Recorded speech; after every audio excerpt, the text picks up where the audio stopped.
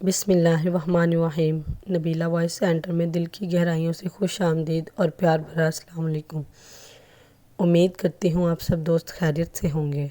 اللہ آپ کی تمام جائز خواہشات کو پورا فرمائے، آمین، اور ہمیں نیک کام کرنے کی توفیق عطا فرمائے، آمین۔ ایک صحابی اپنا واقعہ بیان کرتے ہیں کہ میں حرم مدنی میں بیٹھا تھا کہ ایک شخص آیا اور کہنے لگا، ابو قدامہ، تم نے اللہ کی راہ میں ایک عمر گزاری ہے، جہاد و قتال کے سفر کا سب سے حیران کن واقعہ سنائیے۔ ابو قدامہ فرماتے ہیں کہ میں نے واقعہ سنانا شروع کیا۔ میں اپنے چند ساتھیوں کے ساتھ صلیبیوں سے لڑنے کے لیے محاذ کی طرف روانہ ہوا۔ راستے میں رقہ شہر سے گزرے تو وہاں کی مساجد میں لوگوں کو اللہ کی راہ میں جہاد اور نفاق پر ابھارا۔ جب رات نے پڑاؤ ڈال دیے تو رات گزارنے کے لیے کرائے پر ایک جگہ لی۔ رات کا کچھ حصہ گزرا ہوگا کہ ایک دروازہ کھٹکھٹایا گیا۔ میں نے دروازہ کھولا تو ایک خاتون کو چادر میں لپٹا ہوا پایا۔ پوچھا، کیا چاہتی ہو؟ کیا تم ابو قدامہ ہو؟ میں نے کہا، ہاں۔ تم نے محاذ کے لیے مال جمع کیا ہے؟ ہاں۔ پھر اس نے مجھے ایک رکا اور بالوں سے بنی مضبوط رسی دی اور روتی ہوئی لوٹ گئی۔ میں نے رکا کھولا تو اس میں لکھا ہوا تھا، اے ابو قدامہ، تم نے ہمیں جہاد کی طرف بلایا مگر میں عورت ہوں، جہاد کی قدرت نہیں رکھتی۔ ہاں، مگر اپنی بہترین شے تمہارے سپرد کرتی ہوں۔ یہ میرے بالوں سے بنی رسی ہے، اسے اپنے گھوڑے کی زمام بنا لو۔ کیا خبر اللہ میرے بالوں کو اپنی راہ میں تیرے گھوڑے کی رسی بنی دیکھے تو مجھے بخش دے۔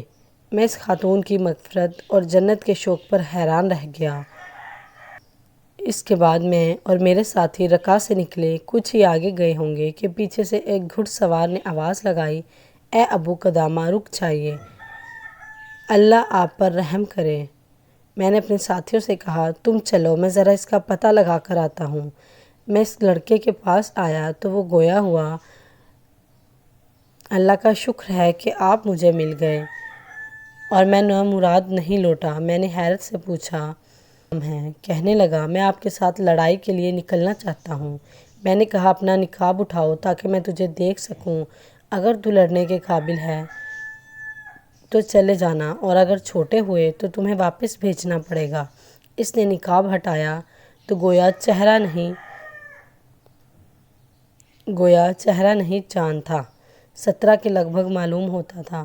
بیٹا، تمہارا باپ کدھر ہے؟ صلیبیوں کے ہاتھ شہید ہو چکا ہے، میں اس کا بدلہ لوں گا۔ ماں زندہ ہے؟ ہاں۔ تو بیٹا اس کے پاس جاؤ اور اس سے اچھا معاملہ کرو کیونکہ جنت اس کے قدموں کے نیچے ہے۔ کہنے لگا، کیا آپ میری ماں سے واقف نہیں ہیں؟ نہیں تو؟ ارے وہی جو آپ کے پاس اپنی امانت سپرد کر کے گئی تھی۔ کون سی؟ وہی رسی والی؟ ارے چچا، بڑی جلدی بھول گئے۔ آپ کے پاس کوئی عورت رکا اور رسی لے کر نہیں آئی تھی؟ ہاں ہاں، کل وہ میری ماں ہے۔ اسی نے حکم دیا ہے کہ جہاد پر نکلو اور قسم دی ہے کہ واپس مت آنا۔ اس نے مجھے کہا، اے بیٹے، جب کفار سے ملو تو پیٹھ مت پھیرنا، اپنی جان اللہ کے سپرد کر دو اور اسے رفیق اعلیٰ کی ہمسائی کی طلب کرو۔ جاؤ، اپنے باپ اور ماموں کے ساتھ جنت میں رہو۔ بیٹا، اگر تم شہید ہو جاؤ تو میری بھی شفاعت کرنا۔ پھر اس نے مجھے سینے سے لگایا اور آسمان کی طرف دیکھ کر کہا، اے الہی میرے مولا، یہ میرا بیٹا ہے، میرے دل کی ٹھنڈک، میرے جگر کا ٹکڑا تجھے سونپتی ہوں۔ شہید کروا کر اس کے باپ اور ماموں سے ملا دے۔ پھر وہ بچہ رونے لگا اور کہا کہ آپ کو خدا کا واسطہ مجھے اپنے ساتھ جانے سے مت روکیں۔ میں انشاءاللہ شہید بن شہید ہوں۔ میں اللہ کی کتاب کا حافظ ہوں اور گھڑ سواری اور تیر اندازی جانتا ہوں۔ کم عمر سمجھ کر کم تر مت سمجھیے۔ اور میں نے جب اس کے جذبات دیکھے تو اسے ساتھ لے لیا۔ خدا کی قسم، وہ سواری میں سب سے تیز رفتار تھا اور پڑاؤ کے وقت سب سے زیادہ چاق و چوبند، ہیما وقت ذکر الہی اس کی زبان پر جاری رہتا۔ پھر ہم راستے میں ایک جگہ اترے، ہمارا روزہ تھا۔ لڑکے نے کہا، میں افطاری بناؤں گا۔ وہ افطاری بنانے چل دیا۔ کافی دیر ہو گئی مگر وہ نہیں آیا۔ میرے ساتھیوں نے کہا، ابو قدامہ ذرا جا کر دیکھو تو صحیح تمہارے دوست کا کیا معاملہ ہے۔ میں گیا تو دیکھا لڑکے نے لکڑیاں جلا کر دیگچا چڑھا رکھا ہے، مگر تھکاوٹ نیند کے مارے پتھر پر سر رکھ کے سو چکا ہے۔ میں نے اسے اٹھانا مناسب نہیں سمجھا، مگر خالی ہاتھ لوٹنا بھی درست نہیں تھا، سو میں کھانا تیار کرنے لگا اور لڑکے کو دیکھتا رہا۔ کیا دیکھتا ہوں کہ وہ لڑکا مسکرا رہا ہے، پھر اس کی مسکراہٹ شدید تر ہو گئی، حتیٰ کہ کھل کر ہنسنے لگا، پھر یکدم اٹھ بیٹھا اور حیران ہوا جب مجھے دیکھا اور کہنے لگا، اوہ ہو، آپ کو لیٹ کر دیا، مجھے کھانا بنانے دیجیے، میں جہادی سفر میں آپ کا خادم ہوں۔ میں نے کہا، اللہ کی قسم تجھے کچھ نہیں بنانے دوں گا حتیٰ کہ تو مجھے بتائے کہ کس چیز نے تجھے ہنسایا تھا۔ کہنے لگا، یہ تو بس ایک خواب تھا، چھوڑیے۔ میں نے کہا، اور پھر اللہ کی قسم دی کہ تو مجھے لازمی بتائے گا۔ کہنے لگا، چچا جان، میں نے خواب میں دیکھا کہ میں جنت میں ہوں اور اس کا حسن و جمال ایسا ہے جیسا اللہ کی کتاب بتلاتی ہے۔ میں چلتا جا رہا تھا کہ میں نے ایک جگمگاتا محل دیکھا، ایک اینٹ سونے کی اور ایک چاندی کی، چھت موتیوں، یاقوت اور جوہرات سے بنی اور دروازے سونے کے تھے، اور کچھ لڑکیاں اس کے دروازوں پر میرا انتظار کر رہی تھیں۔ میں نے اس لڑکے سے کہا، اچھا خواب ہے، انشاءاللہ۔ پھر ہم نے روزہ کھولا اور اپنے ساتھیوں کے ساتھ محاذ کی طرف روانہ ہو گئے، اور جب جہاد کے لیے صفیں بنا لی گئی تو میں اس لڑکے کو ڈھونڈنے لگا۔ اسے اگلی صفوں میں پایا۔ میں اس کے پاس گیا، بیٹا، اور کہا کہ تجھے مارکہ جہاد کا تجربہ ہے؟ کہنے لگا، نہیں چچا، یہ میرا پہلا جہاد ہے۔ میں نے کہا، بیٹا، جیسا تم سمجھتے ہو یہ ویسا نہیں ہے، یہ لڑائی کا معاملہ ہے، اس میں خون بہتا ہے، تم پیچھے آ جاؤ، اللہ نے فتح دی تو تم بھی فاتحین میں سے ہوگے، اور اگر معاملہ برعکس ہوا تو کم از کم سب سے پہلے نہیں مارے جاؤ گے۔ چچا، یہ آپ کیا کہہ رہے ہو؟ یہ میں کہہ رہا ہوں، کیا آپ پسند کرتے ہو کہ میں اہل جہنم سے ہو جاؤں؟ معاذ اللہ بیٹا، ایسا قطعاً نہیں ہے، ہم جہنم سے بچنے کے لیے جہاد کرنے نکلے ہیں۔ تو چچا جان، کیا میں سب سے پہلے پیٹھ پھیر کر اہل جہنم میں سے ہو جاؤں؟ میں نے اسے کہا، بیٹے، یہ عائد کا محل نہیں ہے۔ لیکن وہ لوٹنے سے انکاری رہا۔ میں اس کا ہاتھ پکڑ کر زبردستی لے جانا چاہا، مگر وہ ڈٹ گیا۔ اسی اثنا میں لڑائی شروع ہو گئی اور وہ میرے ہاتھ سے چھوٹ گیا۔ شاہ سوار ٹکرائے، نیزے بلند ہونے لگے، تلواریں چمکنے لگیں، کھوپڑیاں کٹنے لگیں، ہاتھ پاؤں اڑتے رہے، گھمسان کی لڑائی شروع ہو گئی۔ ہر بندہ اپنی لڑائی لڑنے لگا، دوست کو دوست کی خبر نہ رہی۔ ظہر کا وقت داخل ہوا تو اللہ نے صلیبیوں کو شکست دی۔ فتح کے بعد میں نے اپنے ساتھیوں کو جمع کیا، ظہر کی نماز ادا کی، اپنے پیاروں کی تلاش میں نکل کھڑا ہوا، مگر اس لڑکے کا کوئی عزیز نہ تھا، اس کا کوئی پوچھنے والا نہ تھا۔ میں اس کی تلاش میں نکلا تو آواز آئی، اے لوگو، میرے چچا ابو قدامہ کو بلاؤ، میرے چچا ابو قدامہ کو بلاؤ۔ میں آواز کا پیچھا کرتے گیا تو لڑکے کی نعش کو پایا۔ نیزہ اس کے جسم سے باہر ہو چکا تھا، گھوڑے اس کے جسم کو روند چکے تھے، ہڈیاں ٹوٹی ہوئی تھی، گوشت باہر نکلا ہوا اور اعضاء الگ الگ، جیسے کسی یتیم بچے کو صحرائی طوفان کی نظر ہو گیا ہو۔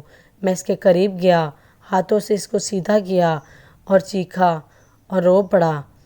وہ کہنے لگا، چچا ابو قدامہ، بولو میرے بیٹے۔ وہ لڑکا کہنے لگا، اللہ کا شکر ہے جس نے مجھے وصیت سنانے کے لیے زندہ رکھا، بس غور سے سنیے۔ میں اس کو دیکھ کر روتا رہا۔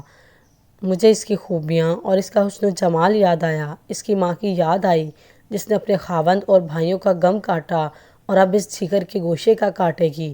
میں اپنے کپڑے سے اس کے چہرے کا خون صاف کرنے لگا۔ کہنے لگا، چچا، اپنا کپڑا کیوں گندا کرتے ہو؟ میرے کپڑے سے پوچھو۔ میرے پاس کوئی جواب نہ تھا۔ کہنے لگا، میں نے آپ سے وعدہ لیا تھا کہ میری شہادت کے بعد رکا جائیں گے اور میری ماں کو خوشخبری دیں گے کہ اللہ نے اس کا بھیجا تحفہ قبول کر لیا ہے اور اس کا بیٹا اللہ کی راہ میں آگے بڑھتا ہوا مارا گیا، نہ کہ پیٹھ پھیرتے ہوئے۔ اگر اللہ نے میری شہادت قبول کی تو میں اپنی ماں کا سلام لینے اپنے باپ اور ماموں کو پہنچاؤں گا۔ پھر کہنے لگا، چچا جان، مجھے ڈر ہے کہ میری ماں کو یقین نہ آئے، آپ میرا خون آلود کپڑا ساتھ لے جائیے تاکہ اسے یقین آ جائے، اور اسے کہنا کہ اب جنت میں ملاقات ہوگی۔ میری ایک 9 سالہ بہن ہے، میرے گھر آنے پر وہ خوش ہوا کرتی تھی اور نکلنے پر غمگین۔ اس نے اپنے باپ کا غم دیکھا اور اب میرا غم دیکھے گی۔ اس نے نکلتے وقت مجھے کہا تھا، بھیا دیر مت کرنا، بس آپ اسے دلاسا دیجیے گا اور اسے کہنا کہ میں آپ کا بھائی ہوں۔ پھر اس کی سانسیں اکھڑنے لگی۔ چچا جان، رب کعبہ کی قسم، میرا خواب سچ ثابت ہوا۔ پھر اس نے اپنی جان اللہ کے سپرد کر دی۔ میں نے اس کے کپڑے کا ایک حصہ رکھ لیا۔ جب اسے دفنا چکا تو میرا سب سے بڑا کام اس کی وصیت پر عمل درآمد تھا۔ میں رکا لوٹ گیا۔ مجھے اس کی ماں کا نام اور مکان کا کچھ اتا پتہ نہ تھا۔ گھومتے پھرتے میں ایک گھر کے سامنے پہنچا جس کے دروازے پر ایک بچی کھڑی تھی جو ہر گزرنے والے سے پوچھتی، چچا جان کہاں سے آ رہے ہو؟ اگر وہ کہتا جہاد سے تو اپنے بھائی کا پتہ پوچھتی، مگر کسی کو کچھ معلوم نہ تھا۔ تو وہ کہنے لگی، کیا ہو گیا ہے؟ سارے لوگ آ رہے ہیں مگر میرا بھائی نہیں آ رہا۔ میں نے اس کا حال دیکھا تو اس کے پاس پہنچا۔ اس نے مجھ سے بھی وہی سوال پوچھا۔ میں نے کہا، آپ کی والدہ کہاں ہیں؟ یہ اپنی والدہ کو بلا کر لائی۔ اس کی والدہ نے مجھے پہچان لیا۔ بولی، ابو قدامہ، تعزیت کرنے آئے ہو یا خوشخبری دیتے ہو؟ میں نے کہا، کیا مطلب؟ اگر میرا بیٹا آگے بڑھتے ہوئے مارا گیا تو یہ خوشخبری ہے۔ اللہ نے تحفہ قبول کیا جیسا میں نے اسے 17 سال سے تیار کر رکھا تھا، اور اگر بتاؤ گے کہ وہ صحیح ہے، زندہ ہے، تو پھر میرا تحفہ اللہ نے قبول نہیں کیا۔ پھر میں نے کہا کہ اللہ کی قسم خوشخبری ہے۔ وہ میرا سامان دیکھنے لگی۔ سچ کہتے ہو؟ اگر سامان کھولا تو پکار اٹھی، یہ وہی کپڑا ہے جو میں نے خود اپنے لخت جگر کو پہنایا تھا۔ وہ اللہ اکبر پکار اٹھی۔ اس کی خوشی کی انتہا نہ تھی۔ اتنے میں وہ بچی بے ہوش اور نڈھال ہو کر گر پڑی۔ اس کی ماں اسے اٹھا کر اندر لے گئی۔ میں اس کے سرہانے قرآن پڑھنے لگا، مگر وہ اپنے باپ اور اپنے بھائی کا نام لے کر روتی رہی حتیٰ کہ وہ بھی مر گئی۔ اس کے بعد وہ اس عورت نے دروازہ بند کر لیا اور میں کان لگا کے دروازے کے پاس کھڑا ہو گیا۔ میں نے دروازہ کھٹکھٹایا مگر دروازہ نہ کھولا۔ اس نے کہا کہ اے اللہ، میں نے شوہر اپنا آپ کی راہ میں قربان کیا، اپنا جگر کا گوشہ آپ کی راہ میں قربان کر دیا۔ اب میرا سوال ہے، کیا مجھ سے راضی ہو جا اور جنت میں مجھے ان کے ساتھ جمع کر دے۔ میں دروازہ کھٹکھٹاتا رہا مگر دروازہ نہ کھولا۔ میں چاہتا تھا کہ میں اسے کچھ رقم دے دوں، لیکن اس نے دروازہ نہ ہی کھولا اور نہ ہی کسی بات کا جواب دیا۔ میں اس بھائی کے غم میں اور اس عظیم ماں کے صبر پر حیران ہوا۔ اور یہ ہے واقعہ سب سے حیرت انگیز دوستو، جہاد کی دیکھے لوگوں کے اندر کس قدر جرات اور جنت کا شوق ہے۔ ہمیں بھی اپنی آخرت کی تیاری کرنی چاہیے۔ اللہ ہمیں بھی نیک کام کرنے کی توفیق دے۔ امید کرتے ہیں آج کی ویڈیو آپ کو پسند آئی ہو تو ہماری ویڈیو کو لائک اور چینل کو سبسکرائب ضرور کر دیجیے گا۔ ملتے ہیں اگلی ویڈیو میں، تب تک کے لیے اللہ حافظ۔